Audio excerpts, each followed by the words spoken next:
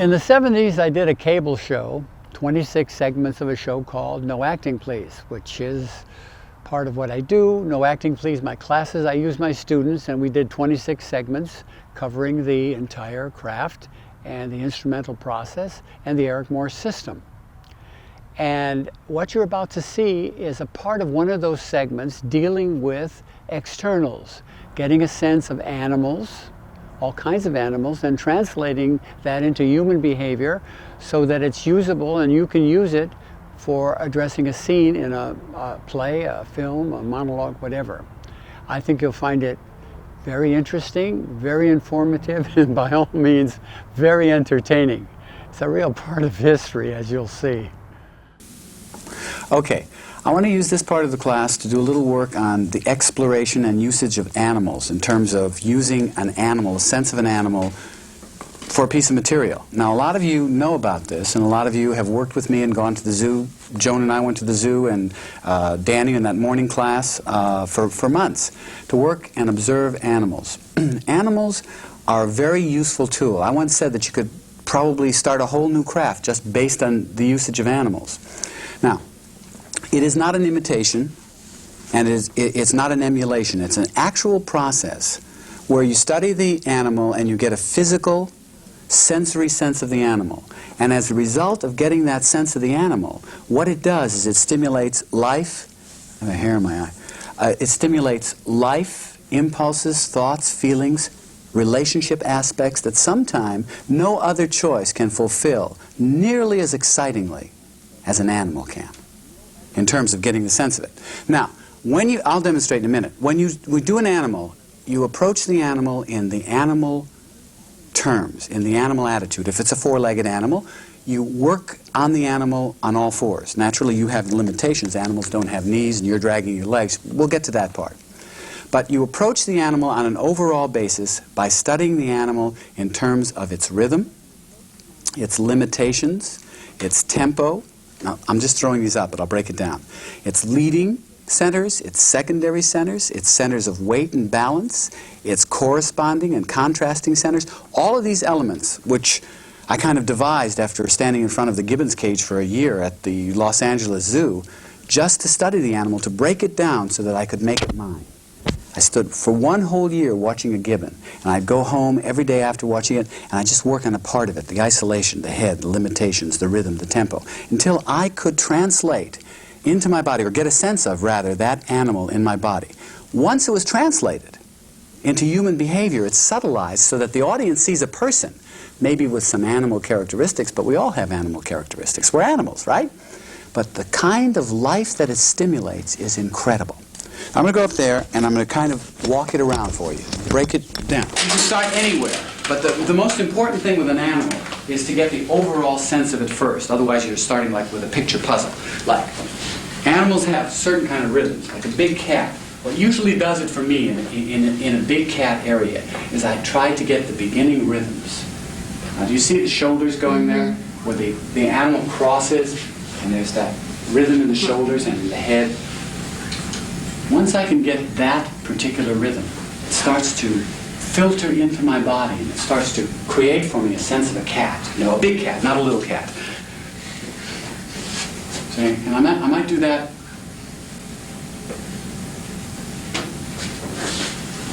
You begin to see that whole head and shoulders sense of the animal. It starts there, and you filter it down into your body in terms of an overall rhythm. Now, I got into an area of tempo. Tempo is the speed of the rhythm. Let's say the cat would move like this. Let's say that would be the cat's movement. Maybe in the cage, that would be a cat's movement like that. You see, that's the tempo. But in order to get a sense of it, I'm slowing it down so that I can get it into my body, you see. Now, another very important part to start with is limitations.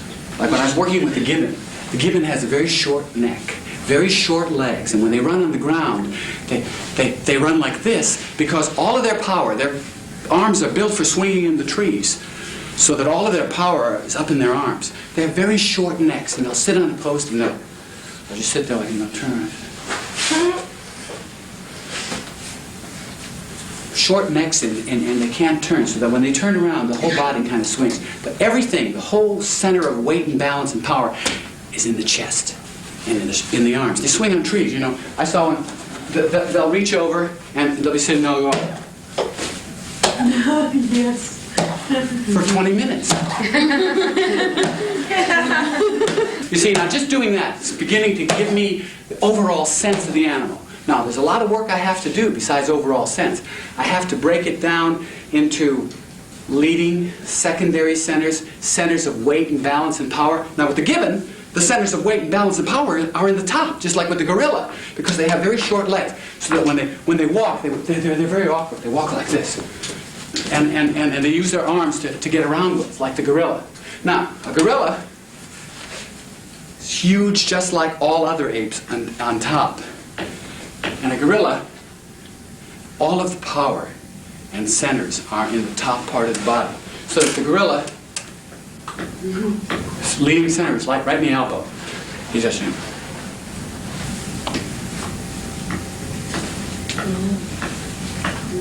you see how that's beginning to... Yes. You say his leading center's in the Exhausting. elbow? Yes, right here. Now, that leading center changes when he's running. But when he's just sitting and he starts to move, it's in the elbow. Now watch. See what happens? Secondary center is in the shoulder and head. Shoulder to the head, like watch. See? What do you mean by leading and secondary? What's the Okay. difference? This is exhausting. Yeah. The secondary center is the center that most closely follows the leading center. What is the, well, the leading All right, I'll show center is you. the first thing that crosses, An imaginary line. The leading center is the first thing that crosses an imaginary line. So if you have a tip of the nose center, then that would be the first thing that would lead a person or anybody around the room. Do you ever see people like that? yeah, yeah. Okay.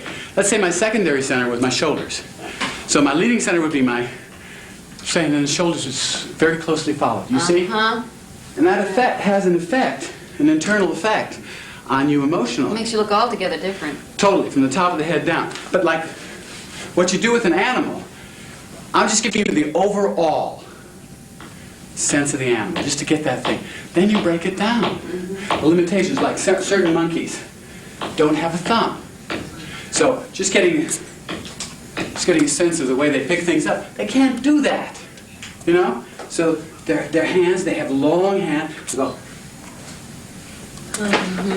like that, limitations. The limitations help you to get the animal. You know, like, do you ever watch a mandrill? A mandrill is a bluffer.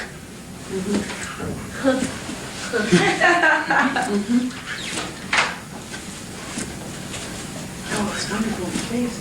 Yes. Yes. But if you came at the mandrill, it probably would run. They're brightly colored, and their rhythm, if you can get that. That's what they move. Yeah, See? yeah. Then you break it down. God, that's wiping me out. What are you laughing at? Can't talk and do that at the same time. That's wiping me out. Okay, now, what I'm trying to tell you is you do that just to get the sense of the animal after you've watched the animal. Then you start breaking it down in isolations. You take the head. I watched a monkey once whose entire life was in the head. I don't know if it was a spider monkey or a rhesus monkey, but his head would just fit in between those two bars. The entire life was in the head. And he would stick his head out. All of this is all I had to do to get the sense of the monkey. So I watched the way...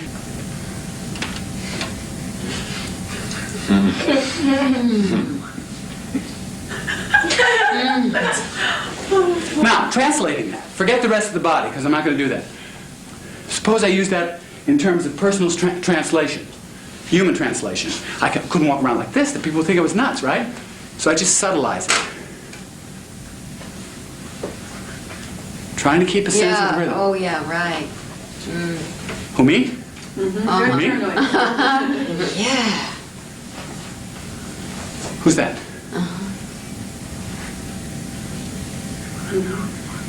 Makes me feel tentative. Yeah. Makes me feel frightened. It makes me feel like I have to be careful of the space I take. Very important. All right, now, overall. I've taken enough time with the overall. What you do in terms of overall rhythm and limitations and tempo is you try to get, it's like drawing in with a charcoal pencil the picture you're going to paint. The rhythm, the limitations, and the tempo is the way you start. Then what you do is you start identifying the leading and secondary centers.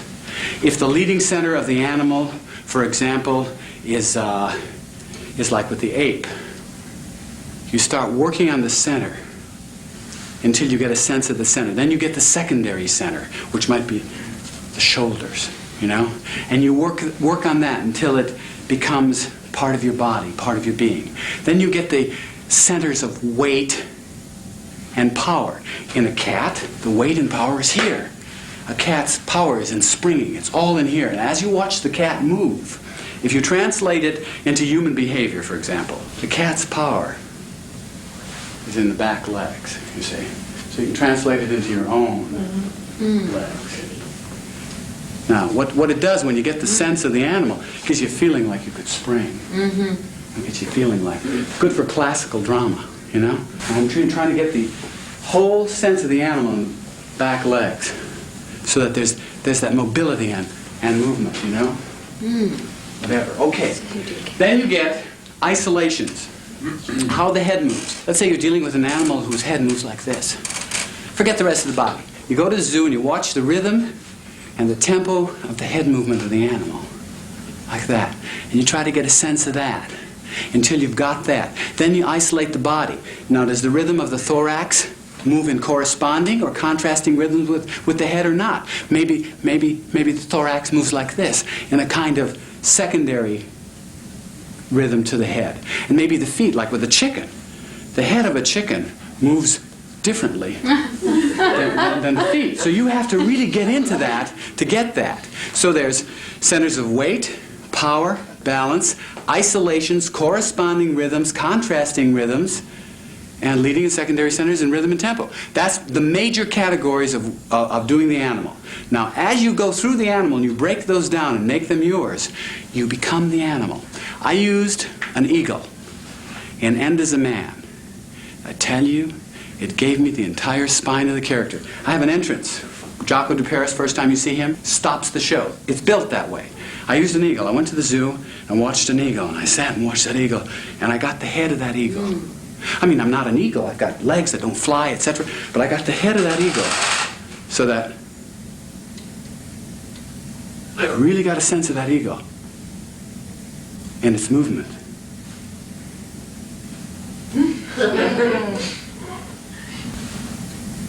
And what I did is I translated it. When I made that entrance as Jaco de Paris, I walked over to somebody, and I was that eagle. And I looked at him, and he went, "Sir," scared him blue, just in that one movement. What it did to him is secondary. What it did to me was it gave me a whole sense of that power that he feels. Maybe an eagle doesn't feel powerful. Maybe an eagle doesn't know he's an eagle. Maybe an eagle just feels like a regular person. But what it did for me, you see, the point is this. You don't consciously or logically try to be what that you feel that animal is. You just let that animal do for you what it's going to do for you. And the world is filled with endless animals, you know what I mean? Now, every single animal you do, you take from the animal form, like if I'm working on a mandrill, and translate it. At first, very, very broadly. You know, at first, you can do it as a mandrill, you know? And then slowly cut it down, subtleize it, until you get it into what it makes you feel. You know what this makes me feel like? It makes me feel like I want to fight. It makes me feel like, come on. Who, me? Come on. Makes me feel combative. I'm not a combative person. So if I had to play a role where I felt that way, it's a good choice. Now that's just off the top of my head. If I worked with this animal for 4 weeks, it may not make me feel that way. The whole idea is to explore the animal. It's to make them yours, yes? Would there be an occasion when you'd use more than one animal at the same Yes, time? Yes, I've done that many times. I've used the upper part of one animal and the bottom part of another. The combinations are mind-boggling. They're so exciting. I once worked for a peacock as in sum total, but I gave the head of something else. I don't remember at this time. But I had this marvelous preening thing in the body and this other icy cold thing in the head. It was an incredible. Any other questions?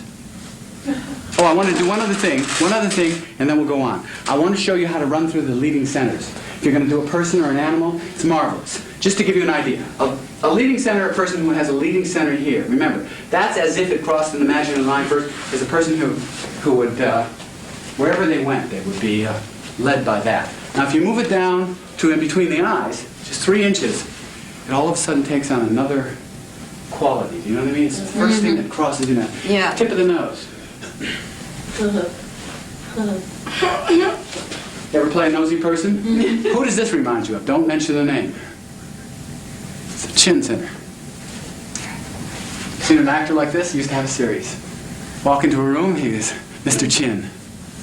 Right? Don't say the name, right? Okay. Chest center, pelvic center, tit center, bust center. Who does this remind you of? Another actor. It's the first thing that crosses an imaginary line. First thing that turns, leads the actor. Belly button center. You've seen people like this. It's as if that's their radar center. It crosses an imaginary line first. Okay? Pelvic center. You've seen a lot of women on Sunset Boulevard like this. First thing that leads you, right here, pelvic, crotch area. See a lot of guys in Sunset. Thigh center. Thigh, right here. Center right here. See, it's lower than the pelvic.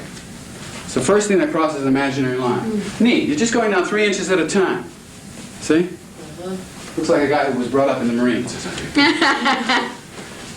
Leg center. Just three inches down.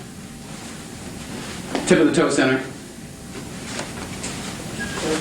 What it does, peculiarly, as you try it, it affects you differently, emotionally. Okay, want you to do, from the best of your memory, of any domestic animal or any animal you remember, I want you just for now, before I turn you loose to go out to the zoo to study animals, I want you right now to get a sense, overall rhythm, tempo, and limitations of any animal you know, right here. Go.